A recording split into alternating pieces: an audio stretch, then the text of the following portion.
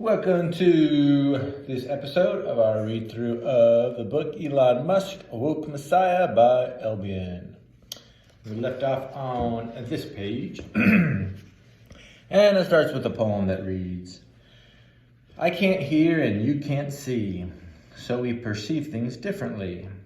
How would we describe a bird? You might describe the song you heard. While I can't hear that song, neither description would be wrong. Yep, we're all different. We all perceive things differently. And I guess we could either judge others or try to learn from them. Albion Blurb 2075 reads, People do not know me. I do not know myself. I change from day to day, both seamlessly and abruptly. My supposed memories and motivations are altered at all hours. Surely I am not the same as a year past. Do not ridicule or praise me for my past days. I am not the men who have shared this body. Better or worse is up for debate, a social construction. I would advocate neither, only different. Knowing this, I cannot judge others with certainty. How ignorant and proud must a man be to judge?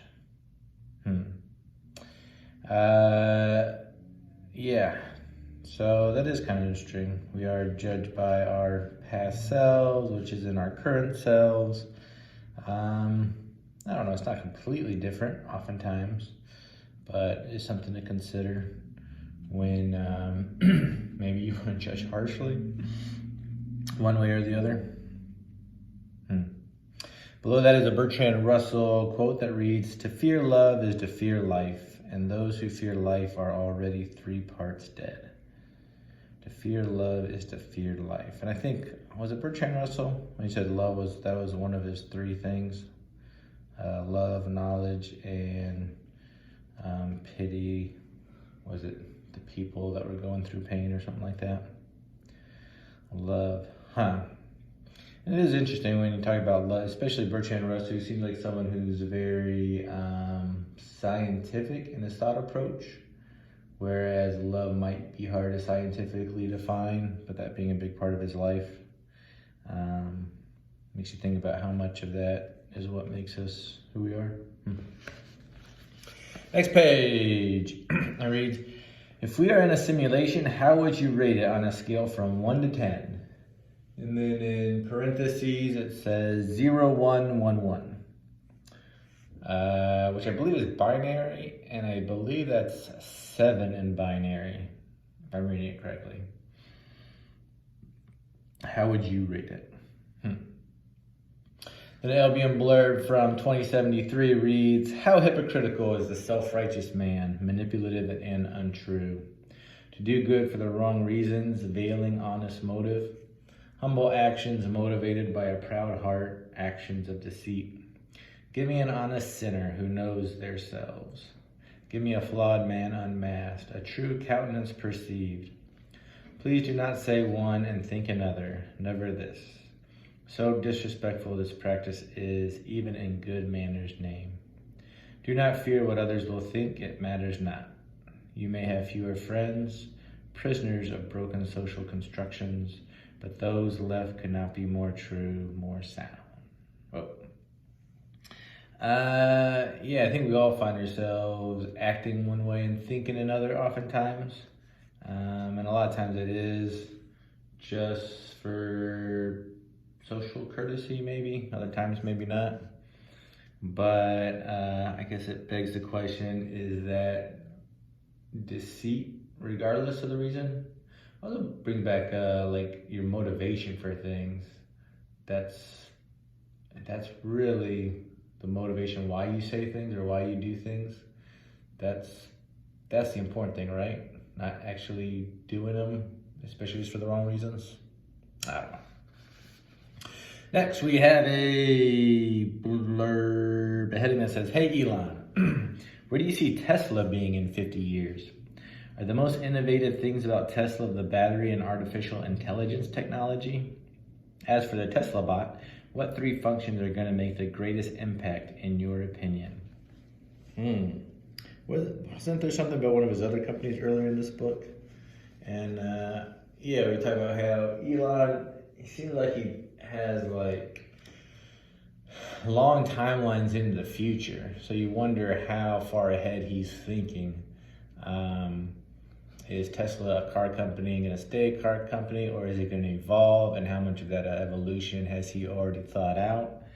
That Tesla bot could be a game changer. I don't know if they've even produced that yet, but are in that stage. But yeah, he definitely seems willing to transform and be flexible as the future comes, and what his businesses can do. What's that word? There's probably a better word for it. But he seems to pivot really well. But yeah, it'll be interesting to see how his companies evolve going forward. I would like to hear his thoughts though. Next page is, it says, I subjectively believe that art is objectively subjective. Well, I subjectively, so me, my personal opinion, believe that art is objectively subjective. Objectively subjective. So I personally think that art is objectively, like not my opinion, my opinion. I think that makes sense. Okay. Next we have a blurb from Albion, 2033. It reads, traffic has always amused me. Mixing various classes and cultures. What a great metaphor for life. What is the destination? People anxious to get where they are going, they honk. People stuck on skinny roads, unable to move, they yell. With vast stretches of land only meters away, so obvious. Their destination undoubtedly not as important as they think. They will surely get there, experience it, and be disappointed. Turning around to start all over again, back in traffic, screaming at others, going too fast or slow, zero patience. I am no exception. Traffic is my least favorite thing. Interesting. Yes, and in bold it says they will surely get there, experience it, and be disappointed.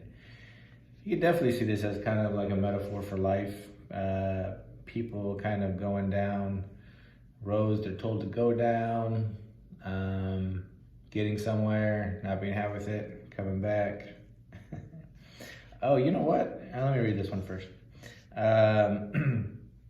This is a quote by Elon Musk that reads, you shouldn't do things different just because they're different. They need to be better.